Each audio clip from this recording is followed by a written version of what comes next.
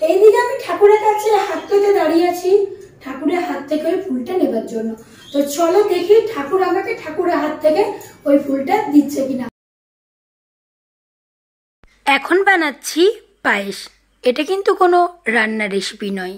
আমাদের সব বাঙালিদের একটা নিয়ম আছে, জন্ম মাসে ঠাকুরের কাছে ভোগ নিবেদন করে সেই পায়েসটা যার জন্মদিন তাকে দিতে হয়। আমার ছেলের জন্মদিন পেরিয়ে গেছে 2-1 দিন আগে, আর এখন আমি জন্ম মাসের জন্য পায়েস রেডি করে নিয়েছি। আমার গরম গরম পায়েস রেডি। যেহেতু ঠাকুরের কাছে পুজো দেওয়ার জন্য পায়েসটাকে নিয়ে যাব, তাই একটু ঠান্ডা করে নিলাম। এখানে দিয়েছি বড় বড় রসগোল্লা 2টো। এবার আমি যাচ্ছি মন্দিরের দিকে। তো চলো মন্দিরে যাওয়া যাক। সকালে স্নান করে নিয়ে একটা পরে নিয়েছি কটনের শাড়ি, হাতে নিয়ে নিয়েছি পুজোর ডালা। এবার আমি যাচ্ছি মন্দিরের দিকে। আজকে অনেকটা দেরি হয়ে গেছে, এখন বাজে মোটামুটি 11:15 হবে হয়তো। আগেরবারে যখন গেছিলাম মন্দিরে পুজো দিতে তখন টাইম ছিল 10:30, কিন্তু তখনও পুরোহিত মশাই আসেননি। আশেপাশের মানুষজন বলেছিল পুরোহিত মশাই আসেন নাকি 11টার সময়। তো ভাবলাম আজকে একটু দেরি করে যাই, তাহলে পুরোহিত মশাইয়ের দেখা পাওয়া যাবে আর পুজোটাও খুব সুন্দরভাবে হয়ে যাবে। আমি এখন মন্দিরে পৌঁছে গেছি। এসে নিয়ে দেখি মন্দির বন্ধ হয়ে গেছে। Hello guys, welcome back to Debika simple life.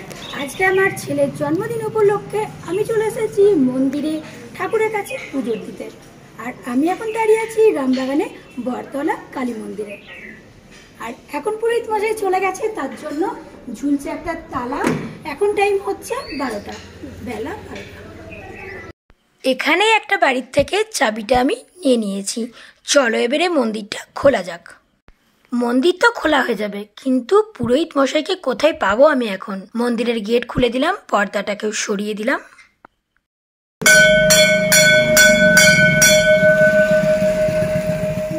বিনা পুরোহিতে এখন আমি পুজো করব। পুরোহিত মশাই বাড়ি চলে গেছেন, আর পুরোহিত মশাইয়ের নাম্বার কিন্তু আমার কাছে নেই। চলো তাহলে ঠাকুরকে পুজো করা যাক। আমি এখন ধূপটাকে জ্বেলে নিচ্ছি। এই কালী মন্দিরে কালী ঠাকুর আর শিব ঠাকুর পাশাপাশি থাকে, কিন্তু চলো তোমাদেরকে দেখাই। ওম জয়ন্তে মঙ্গলা কালী ভদ্রকালী কপালিনী জয় মা কালী। তেমন কিছু মন্ত্র আমি জানি না, শুধু জয় মা কালী করেই ধূপটা দেখালাম। আর এখানে রয়েছে শিব ঠাকুর, শিব ঠাকুরকেও ধূপ দেখিয়ে এই যজ্ঞকুণ্ডের মধ্যে আমি ধূপটাকে রেখে দিলাম। কালী মায়ের মুখটা দেখো একবার, কত সুন্দর দেখতে আমাদের মা কালী ঠাকুর। শুধু কি মা কালী সুন্দর, আমাদের শিব ঠাকুরও কিন্তু খুব সুন্দর। এইদিকে আমি বাবাকে ফোন লাগিয়েছিলাম যে বাবা যদি আমাকে এই পুজোটা করিয়ে দেয় ওখান থেকে ফোনে ফোনে মন্ত্রটা বলে, তাহলে খুব ভালো হতো। কিন্তু বাবা ওখানে পুজোতে ব্যস্ত থাকার কারণে মন্ত্রটা আমাকে বলতে পারলো না। তবে ওখানে কিন্তু বাবাইয়ের নামে সংকল্পটা করে দেবে, এটাই বলেছে।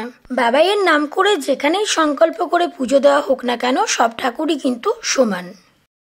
পুরোহিত মশাই নেই বলে মনটা আমার একটু খারাপ হয়ে গেল, কিন্তু কি আর করা যায়, যখন পুরোহিত মশাই নেই তখন তো আমাকে নিজেকেই পুজো করতে হবে, তাই না? মন থেকে যদি ভক্তি সহকারে ঠাকুরকে পুজো করা যায়, তাহলে ঠাকুর কিন্তু সেই পুজোটা অবশ্যই গ্রহণ করবেন।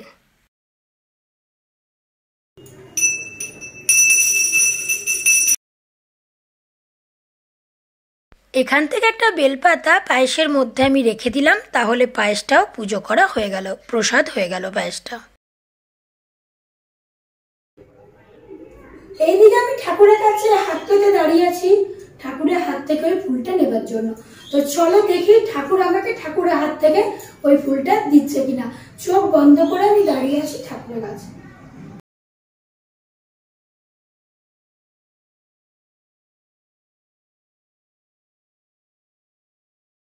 ঠাকুরের চরণের থেকে একটু ফুল নিয়ে নিলাম, যে ফুলটা বাবাইয়ের মাথায় ঠেকিয়ে দেবো বাড়ি গিয়ে। ঠাকুরের কাছে হাত জোড় করে দাঁড়িয়ে থাকলাম, ঠাকুর তো আমাকে ফুল দিল না, তো আমি নিজেই ফুলটা নিয়ে নিলাম। ঠিক আছে, ঠাকুরের কাছে মোটামুটি আমার পুজো দেওয়া কমপ্লিট হয়ে গেছে। আমি এখন ভালোভাবে ঠাকুরকে একটু প্রণাম করে নিলাম এবং ঠাকুরকে বললাম ঠাকুর যেন প্রত্যেক মানুষকে খুব ভালো রাখে এবং সুস্থ রাখে। এইদিকে এতটা গরমের মাঝেও কিন্তু ঠাকুরের সাথে আমাদের ফটো তোলা চাই যায়। দেখতে পাচ্ছ কতটা গরম, কি পরিমাণে ঘেমে গেছি।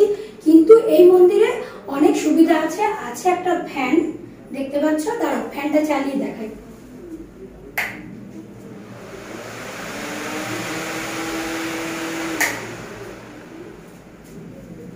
ফ্যানটা চালিয়ে দেখালাম। আর হ্যাঁ, বাবাকে কিন্তু উইশ করতে একদমই ভুলবে না। আমার পুজো প্রায় মোটামুটি কমপ্লিট হয়ে গেছে।